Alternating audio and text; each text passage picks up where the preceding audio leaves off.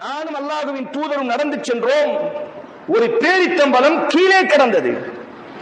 அல்லாஹ்வின் தூதர் அந்த பழத்தை கையில் எடுத்து சொன்னார்கள், யா அனஸ், ஓ அனஸே, இந்த பழம் இப்பொழுது எனக்கு தேவைப்படுகிறது அனஸே, ஆனால் இது ஜகாத்தினுடைய பணமாக இருக்குமோ என்ற பயத்தினால் நான் கீழே போடுகிறேன் அனஸே. அல்லாஹ் அக்பர். குப்பையில் கிடக்கக்கூடிய, கீழே கிடக்கக்கூடிய ஒரு பணம் ஒரு இறை தூதருக்கு தேவைப்படுகிறது என்று சொன்னால் அல்லாஹ் வறுமையை கேவலமாக ஆக்கவில்லை. காரணம், கேவலமானதை நபிமார்களின் மீது அல்லாஹ் சாட்ட மாட்டார். நபிமார்களை அல்லாஹ் கண்ணியத்தோடு வாழ வைப்பார்.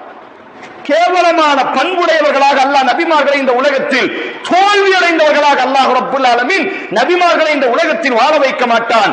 வறுமை ஒரு தோல்வியாக இருந்திருக்குமே ஆனால் முஹம்மது ஸல்லல்லாஹு அலைஹி வஸல்லத்தின் மீது அல்லாஹ் வறுமையை சாட்டி இருக்க மாட்டான். வறுமை ஒரு கேவலமாக இருந்திருக்குமே ஆனால் அல்லாஹ் ரப்புல் ஆலமீன் முஹம்மது ஸல்லல்லாஹு அலைஹி வஸல்லத்தின் மீது சாட்டி இருக்க மாட்டான்.